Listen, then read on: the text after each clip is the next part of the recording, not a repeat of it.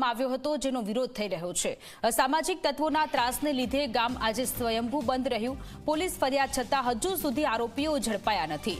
હુમલા કરનારાઓ સામે કડક કાર્યવાહી કરવામાં આવે તેવી લોકોની માંગ છે। આરોપીઓને કાયદાનું ભાન કરાવવામાં આવે તેવી લોકોની માંગ છે।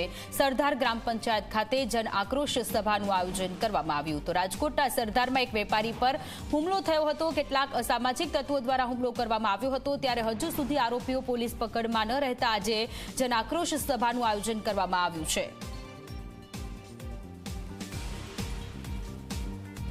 સરદાર ગામની અંદર અસામાજિક તત્વોના આતંકને કારણે આજે ગામ સંપૂર્ણપણે બંધ છે તે રાખવામાં આવ્યું છે। મારી પાછળના દ્રશ્યો આપને બતાવવાનો પ્રયાસ કરીએ કે જે રીતના સરદાર ગ્રામ પંચાયત છે કે અહીં જન આક્રોશ સભા છે તે યોજવામાં આવી હતી ને જે આરોપી તરીકે આટકોટના સિકંદર સંધી નામનો જે વ્યક્તિ છે તે સહિત 2 અન્ય શખ્સો સામે ફરિયાદ છે તે નોંધવામાં આવી છે અને આ તમામ લોકોની તાત્કાલિક અસરથી પોલીસ દ્વારા ધરપકડ કરવામાં આવે તેવી માંગ સાથે આજે ગામજનો છે કે તેમના દ્વારા સભાનું આયોજન છે તે કરવામાં આવ્યું હતું ને તમામ દ્રશ્યોની અંદર આપ જોઈ શકો છો કે તમામ દુકાનો છે તે અત્યારે બંધ છે તે રાખવામાં આવે છે। આ તરફ ભાવનગર રોડ તરફના દ્રશ્યો આપણે બતાવવાનો પ્રયાસ કરીએ કે ત્યાં પણ જે હાઈવે પરની જેટલી પણ દુકાનો આવેલી છે તે આ દુકાનો સંપૂર્ણપણે બંધ છે તે રાખવામાં આવી છે અને ગ્રામજનોની અંદર એક આક્રોશ છે તે જોવા મળી રહ્યો છે। આ આક્રોશ સભાનું જે આયોજન કરવામાં આવ્યું હતું તેની અંદર પણ સ્પષ્ટ રીતે કહેવામાં આવ્યું છે કે આજે સિકંદર સંધી સહિત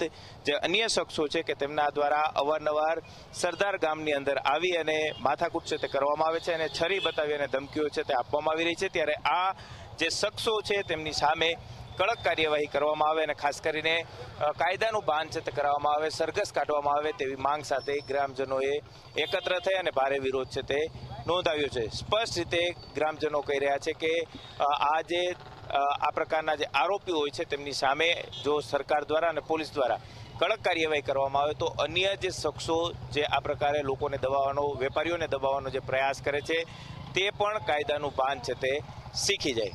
કેમેરા પર્સન ઉદય પવાર સાથે ગૌરવ દવે, ઝી મીડિયા, સરદાર।